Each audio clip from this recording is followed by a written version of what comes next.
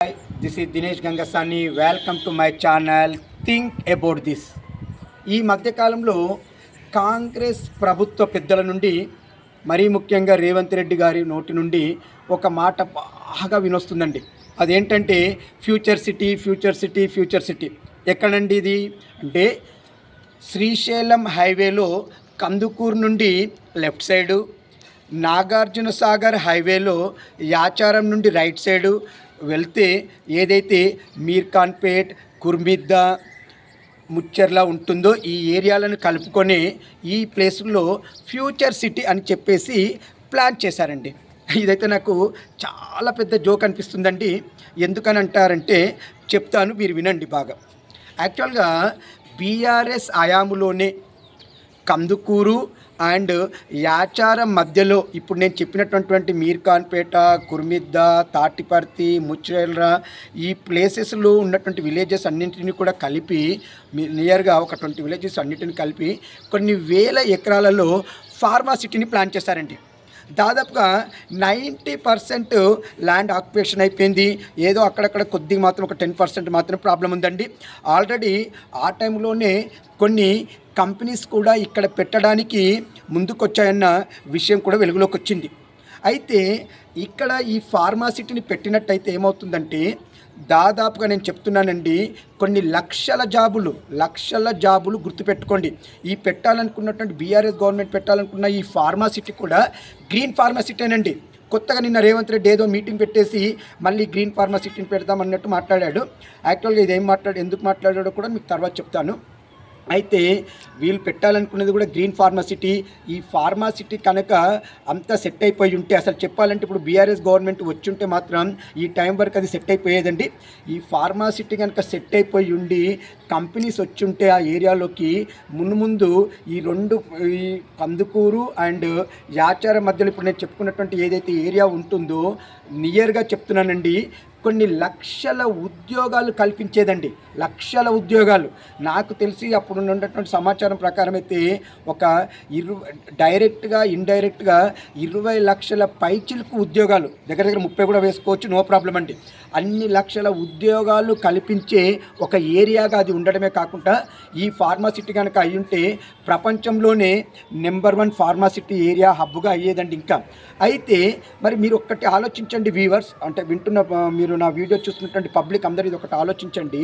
ఇప్పుడు ఈ 2 ఏరియాల మధ్యలో గ్రీన్ ఫార్మాసిటీ కనుక ఫామ్ అయ్యి ఇన్ని లక్షల మందికి ఉద్యోగాలు వచ్చినప్పుడు ఆల్రెడీ ఈ కందుకూరు, తుక్కుగూడ, ఇబ్రహీంపట్నం ఈ ఏరియాలో కూడా ఆల్రెడీ సిటీ కల్చర్ ఉన్న ఏరియాలండి.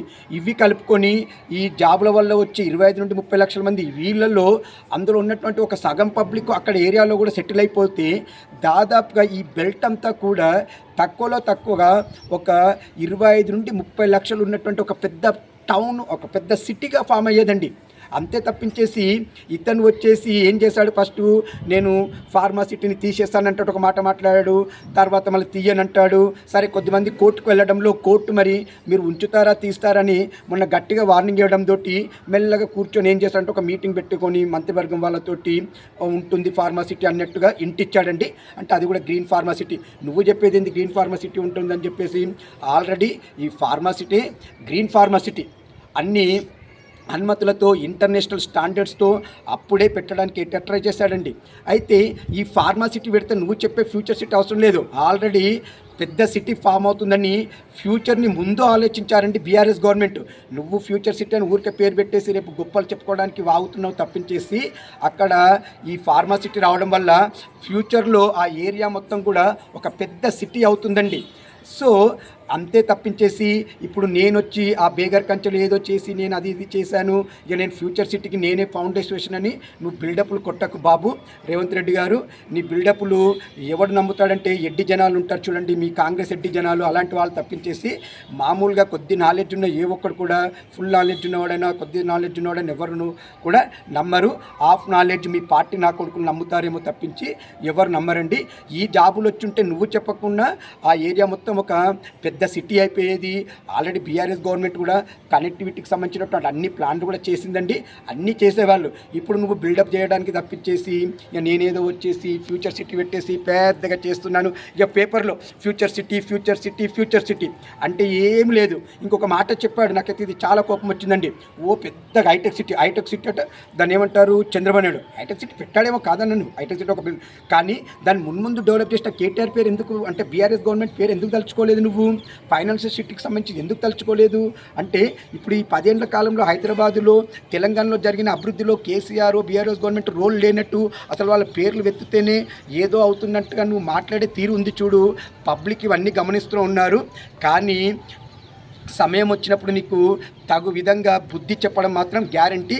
గుర్తుపెట్టుకో, ఈ ఫ్యూచర్ సిటీ అనే వర్డ్ను పక్కన పెట్టేసి సపరేక నువ్వు ఏం చేయంటే ఆ గ్రీన్ ఫార్మసిటీకి ఉంది అని చెప్పేసి అనుమతులు ఇచ్చేసి హైకోర్టుకు అదే చెప్పు.